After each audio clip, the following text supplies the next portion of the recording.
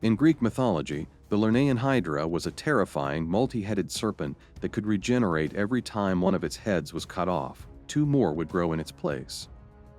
This monstrous creature lurked in the swamps of Lerna, striking fear into anyone who dared to approach. It was so deadly that even its breath and blood were poisonous. But the Hydra wasn't just any monster. It became one of the greatest challenges faced by the legendary hero Hercules. How did he manage to defeat a beast that seemingly couldn't die? And could the Hydra be more than just a myth? Let's find out. The Lernaean Hydra wasn't just any monster. It was the offspring of two of the most fearsome creatures in Greek mythology, Typhon and Echidna. Typhon was a monstrous being so powerful that even the gods feared him. His very presence shook the heavens, and he nearly overthrew Zeus himself. Then there was Echidna, the mother of monsters. She gave birth to some of the most fearsome creatures in Greek mythology, including the three-headed Cerberus, the Chimera, and of course the Hydra. Born of such monstrous parents, the Hydra was destined to be a nightmare.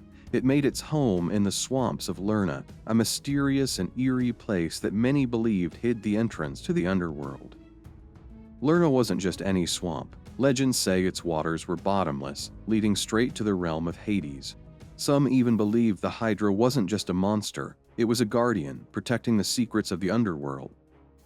The most famous story of the Hydra comes from the 12 labors of Hercules. This was the second of his 12 labors, tasks given to him as punishment for a terrible crime. As punishment for killing his own family in a fit of madness, Hercules was assigned 12 seemingly impossible tasks. One of them was to slay the Hydra. And now, standing at the edge of the cursed Lernaean swamp, he was about to face one of his deadliest opponents.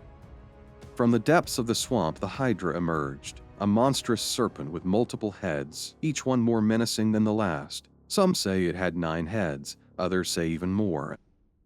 Hercules fought with all his might, cutting off one head after another, but with every strike, the Hydra only became stronger. For every head he severed, 2 more grew back. Hercules called upon his loyal nephew Iolaus to help him in this battle. As Hercules cut off a head, Iolaus would cauterize the wound with fire, preventing new heads from growing. With each strike, the Hydra grew weaker. One by one, its heads were burned away, until only one remained. But this was no ordinary head. This was the Hydra's immortal head, the one that could never die.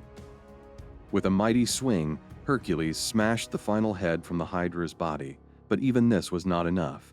Knowing it could still pose a threat, he buried the immortal head deep underground, beneath a massive rock, ensuring it would never rise again.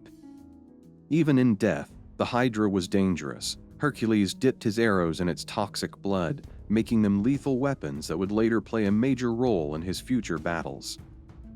But while Hercules had won the fight, his troubles were far from over. The goddess Hera, who despised him, was furious that her monstrous creation had been slain. She would continue to send challenges his way, ensuring that his journey was never easy.